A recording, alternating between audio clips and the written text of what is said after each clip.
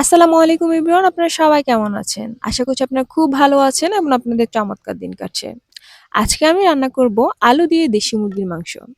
খুব সহজেই কিভাবে ঘরোয়া উপকরণে আলু দিয়ে দেশি মুরগির মাংস রান্না করতে পারেন সেই রেসিপিটি আজকে আমি আপনাদের সাথে শেয়ার করব। আশা করছি আজকের ভিডিওটি আপনাদের সবার কাছে ভালো লাগবে। চলুন সবাই মিলে ভিডিওটি উপভোগ করি। আমি এখানে নিয়েছি একটা দেশি মুরগির মাংস। প্রথমে আমি এখানে দিচ্ছি 1 টেবিল চামচ পরিমাণ আদা বাটা এবং 1 টেবিল চামচ পরিমাণ রসুন বাটা।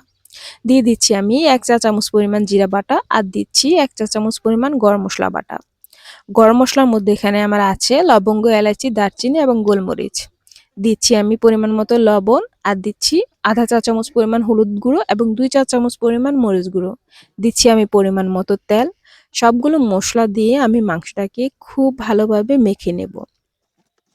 যখন আমার খুব ভালোভাবে মাখা হয়ে যাবে আমি এখানে সামান্য একটু পানি দিয়ে নিব। খুব বেশি পানি দিব না, সামান্য একটু পানি দিয়ে নিচ্ছি। দিচ্ছি আমি এখানে 2টা তেজপাতা আর দিয়ে দিচ্ছি পরিমাণ মতো পেঁয়াজ কুচি। সবগুলো দিয়ে খুব ভালোভাবে মেখে নিচ্ছি।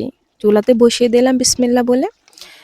যখন আমার খুব ভালোভাবে বলক এসে যাবে তখন আমি ভালোভাবে নেড়ে চেড়ে নিচ্ছি।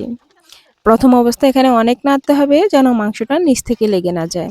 মাংসগুলোকে আমি খুব ভালোভাবে কষিয়ে নেব।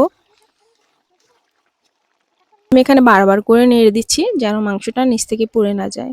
সামান্য একটু পানি দিয়ে কিছুক্ষণের জন্য ঢেকে দেব। আমি এখানে 2-3 মিনিটের জন্য ঢেকে দিচ্ছি। 2-3 মিনিট পর ঢাকনাটা খুলে দেখে নিচ্ছি। যে কোনো তরকারি আপনি যত বেশি কষিয়ে রান্না করবেন সেই তরকারি খেতে খুব সুস্বাদু হয়। আমি আরও এখানে 2-3 মিনিটের জন্য ঢেকে দিচ্ছি। 2-3 মিনিট পর যখন আমার খুব ভালোভাবে মাংসটা কষানো হয়ে যাবে এবং উপরে তেল ভেসে আসবে তখন আমি এখানে দিয়ে দেব আগে থেকে কেটে রাখা আলু। আলুগুলোকে যদি ভেজে দিতে পারেন তাহলে খেতে খুব সুস্বাদু হয়। যেহেতু আমার হাতে সময় ছিল না সেজন্য আমি এখানে আলুটা ভেজে রান্না করতে পারিনি। আলুগুলো দিয়ে মাংসটা খুব ভালোভাবে এখানে আমি কষিয়ে নেব।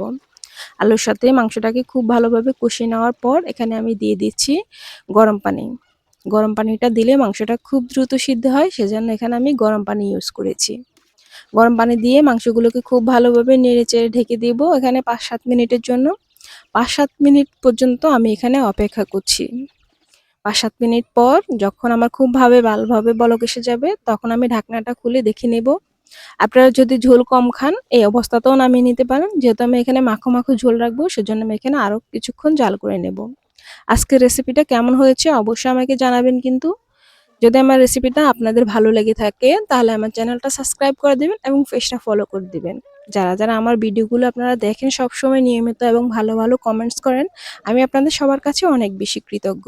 আপনার সুন্দর মন্তব্যে আমাকে আরেকটি ভিডিও বানাতে উৎসাহিত করে। সেজন্য আমি আপনাদের কাছে অনেক বেশি কৃতজ্ঞ। সম্পূর্ণ ভিডিও দেখার জন্য আপনাকে অনেক ধন্যবাদ। ভালো থাকবেন।